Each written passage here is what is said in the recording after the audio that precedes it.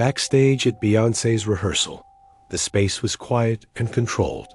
Staff moved efficiently, carrying gear and checking monitors.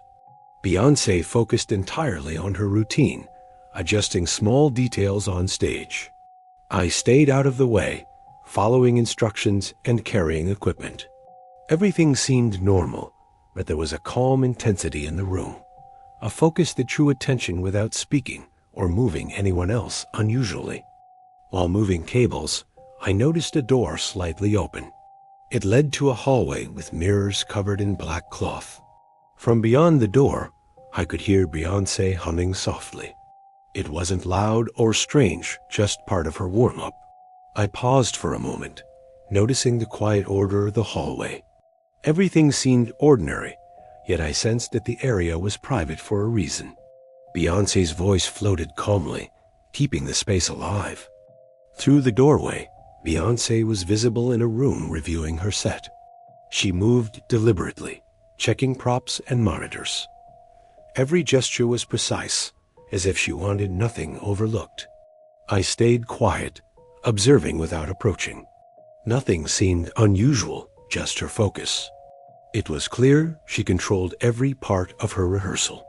Her humming continued softly, almost like a rhythm guiding her actions, while she moved between mirrors and props.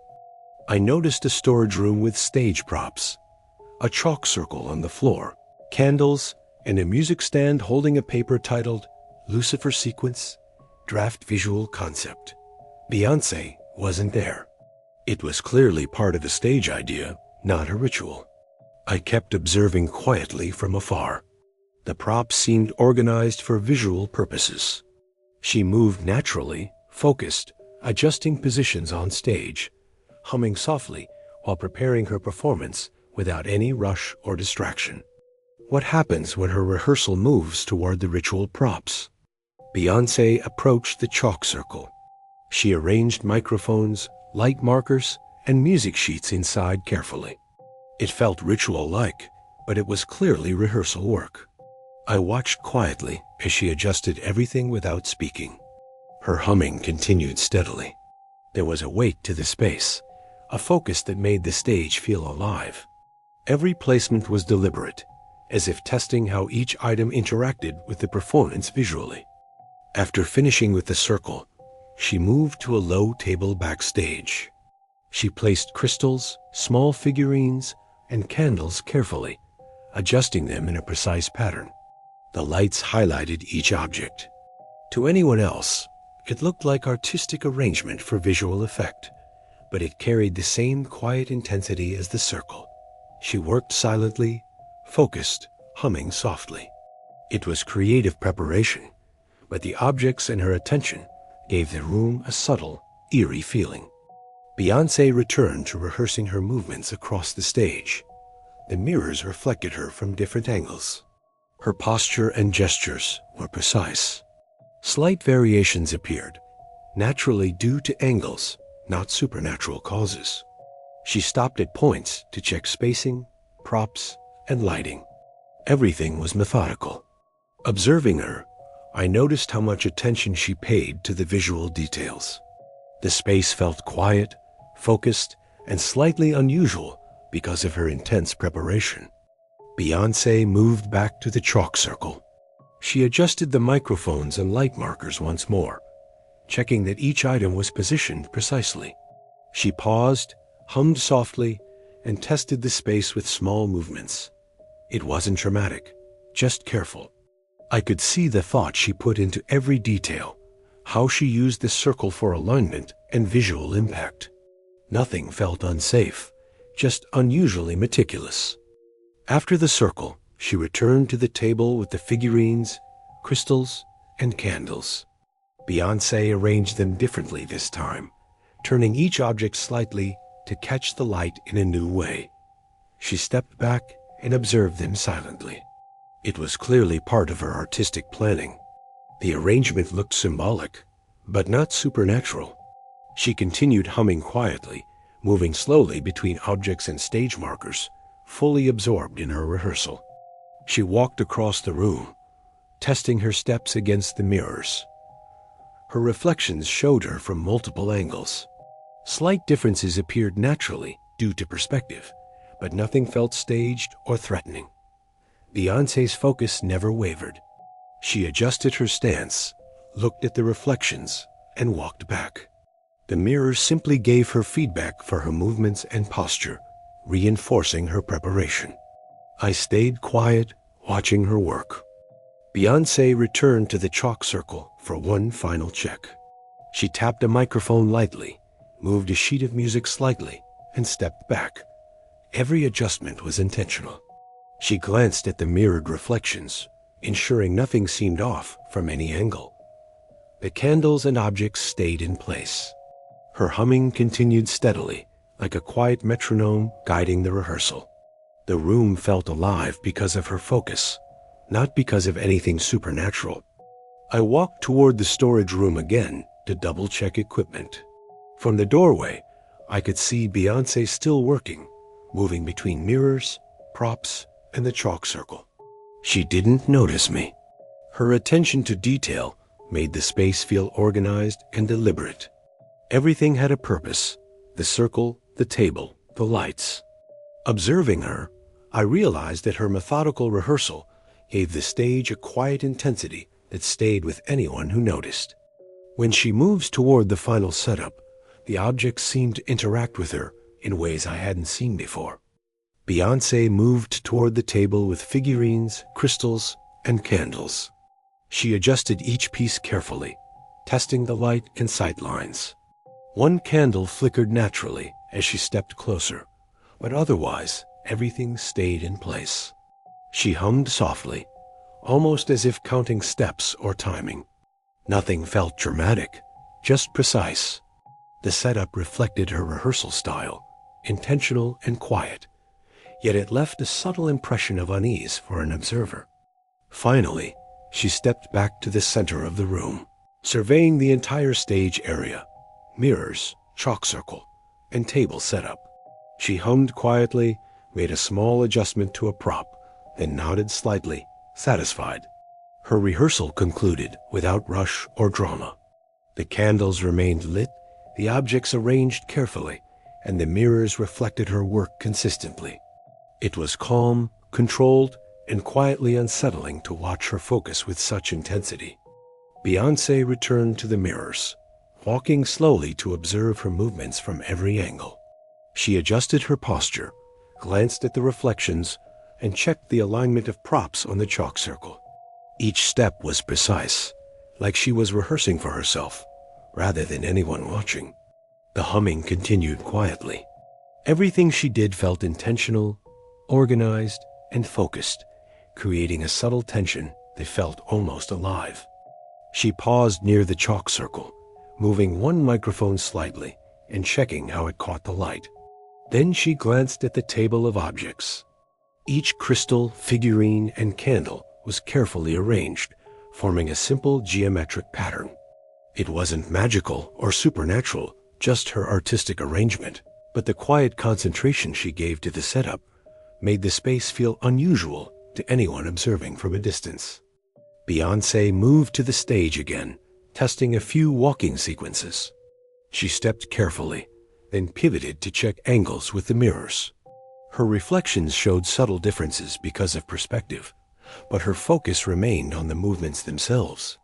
She hummed softly, pausing occasionally to adjust props or the position of the chalk circle markers. The rehearsal felt meticulous, calm, and human, though quietly eerie to watch. After finishing her steps, Beyoncé returned to the table of objects. She rearranged the crystals and figurines slightly, testing how light reflected off them. The candles flickered naturally, nothing unusual. She hummed quietly, moving slowly, absorbed in her own process. It felt more like concentration than ritual, but the combination of objects, lighting, and her focus gave the room a subtle, haunting feeling that was hard to explain. She glanced briefly at the mirrors, checking her reflection. Every detail of her posture and position mattered. She adjusted one object on the table, then moved back to the chalk circle for a final look. Each piece, microphones, markers, and candles, was exactly where she wanted it. The humming continued steadily. The rehearsal was over, but the quiet intensity lingered in the room. It was organized, controlled, and slightly unsettling in its focus. Beyoncé stepped back to the center of the stage, looking at the entire setup. Mirrors, props, chalk circle, and table all arranged exactly as she intended. She hummed softly, nodded once, and moved toward the exit. The space stayed quiet, the candles still lit, the objects in place. Watching her work leave the stage left a subtle feeling of unease. The night was ordinary for her, but for anyone observing, it left a lasting impression. The final moments outside the rehearsal area reveal one last unusual detail. As Beyoncé walked away, leaving the mirrors and props behind, the room felt unusually still. The candles flickered once in the quiet air. The reflections remained consistent, showing only her final positions. I followed with equipment, noticing every detail she had arranged. The rehearsal ended quietly. Nothing moved or changed on its own. But the meticulous focus, combined with the ritual-like props, left a subtle, lingering sense that the space had witnessed something unusual. I continued clearing equipment, watching Beyoncé move toward the hallway. She walked deliberately, her posture calm. The chalk circle and table of objects stayed intact, as if frozen in place. The mirrors reflected her movements without change. The humming had stopped. The room was quiet, but her focus made the space feel alive. Every item seemed purposeful, her rehearsal method leaving a lingering impression beyond ordinary performance. Beyoncé stepped into the hallway connecting to the main exit. She glanced briefly at the mirrors along the wall. The reflections matched her movements perfectly now, as if the rehearsal had ended and the objects returned to stillness. I carried cables behind her, noticing her precision. Every gesture, step, and glance had meaning in the space she controlled. The setup charcoal, table, mirrors felt like a quiet extension of her creative mind. She paused near the exit to check one last object on the table. A crystal caught the light. The candle flickered once. Beyoncé adjusted it slightly, then nodded and stepped away. The humming had stopped entirely. The reflections in the mirrors reflected only what was real, nothing more. Watching her, it became clear that the subtle eeriness of the rehearsal came entirely from her meticulous focus, not from anything supernatural. Before we continue, take a second to subscribe and leave a quick comment so you never miss what's coming next. Even after she left, the space held one final, unusual detail. Once Beyoncé left, I stayed briefly to collect the remaining props. The chalk circle and objects remained untouched, perfectly aligned. The mirrors reflected the space without distortion. Everything seemed normal, yet the quiet energy of her rehearsal lingered. It was not frightening, just humanly intense. The precision and thought she gave to each placement made the room feel different, like a silent witness to her process. I packed up the stage props carefully, noticing how each object seemed deliberately positioned. The crystals, figurines, and candles were arranged in subtle patterns. Nothing moved on its own. The humming was gone. But watching the space, it felt like it had been prepared to convey more than just stage visuals. It was Beyoncé's control over her environment, her focus leaving an unusual impression for anyone who observed closely. I walked past the mirrors one last time. They reflected only the props and the stage setup. No strange movements, no delayed gestures. The chalk circle remained intact. Everything was in order. The quiet weight of the space remained in my mind, like the rehearsal had left a trace of her attention behind. The room wasn't haunted. It wasn't dangerous. It just felt different because of how completely she had controlled it. I turned toward the exit, carrying the last of the equipment. The candles flickered gently. The table stayed arranged. The chalk circle remained perfect. Mirrors reflected the empty room accurately. The rehearsal had concluded, but a subtle impression lingered. Beyoncé had left the room precisely as she wanted it, her attention extending even after she was gone. Nothing dramatic happened. The room just felt quietly intense. Outside the rehearsal space, the hallways were empty. I moved quietly, carrying the equipment. The memory of her meticulous arrangements stayed in my mind. The chalk circle, the table, the candles. Everything in that space had been arranged deliberately, and it left a quiet, lingering sense that it had been prepared for something more than just a performance. The impression was subtle, but unforgettable. As I passed the final mirror-lined hallway, I noticed one small candle still flickering on the table. It hadn't been touched. The crystals reflected the faint light across the chalk circle.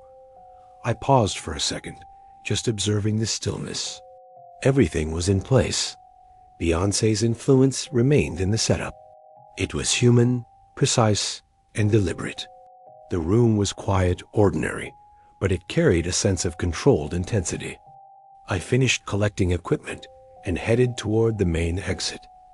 Everything backstage was calm and orderly. The chalk circle and ritual-like table remained, untouched but perfectly arranged. No lights flickered unnaturally. No reflections moved. The quiet of the rehearsal space felt heavy in a subtle, human way. The lingering sense of Beyoncé's focus stayed with me as I left, a reminder of her meticulous control over every detail. Walking through the hallway toward the exit, I glanced back once. The room, mirrors, and props looked ordinary. The subtle energy of her rehearsal remained, but nothing moved on its own. The chalk circle, candles, and objects were static. Everything reflected her attention to detail. The quiet atmosphere lingered, human and deliberate, leaving a lasting impression that didn't fade easily. Nothing dramatic happened. It was simply her presence in the space. Outside, I paused briefly, reflecting on what I had seen. Beyoncé had rehearsed with precision and care. The mirrors, chalk circle, and objects created a controlled, quiet tension, but it was entirely human. Nothing supernatural occurred. Still, observing her work closely left a subtle feeling of unease, a humanized horror rooted in meticulous focus. The rehearsal space had been her domain, perfectly arranged, leaving an impression that lasted beyond the performance. I finished leaving the venue, signing the NDA as instructed. Everything backstage was exactly as she had left it. The chalk circle, candles, crystals, and figurines remained in perfect alignment. The mirrors reflected the stage accurately. Beyoncé's influence on the space was clear. The quiet intensity of her rehearsal stayed with me, a human, realistic kind of unease that didn't fade. Nothing supernatural happened, just meticulous preparation. The night ended quietly. Driving away, I kept thinking of the rehearsal space. The subtle, ritual-like props, the chalk circle, and her methodical movement made it all feel unusual yet real. There was no dramatic scare, only the lingering impression of her precise control and intense focus. The space had been humanly altered by her presence, leaving an effect that was quietly unsettling, memorable, and entirely grounded in reality. Even days later, I remembered the setup, the careful arrangement of objects, the chalk circle, and the mirrors. Beyoncé had left everything intact, the rehearsal perfectly executed. It wasn't scary in a traditional sense, just humanly intense. The ritual-like elements stayed in my mind, not as magic, but as a subtle, haunting detail of how focused and meticulous she was. It was a quiet, realistic type of horror from observing her preparation. I never spoke about what I saw, signing the NDA and leaving the venue. The rehearsal space remained untouched, mirrors reflecting only what was real. Beyoncé's ritual-like props and precise movements left a quiet, humanized imprint that stayed with me. Nothing dramatic, nothing supernatural, just her meticulous focus creating a subtle unease. It was a rehearsal, a stage, and a human presence that lingered long after she left.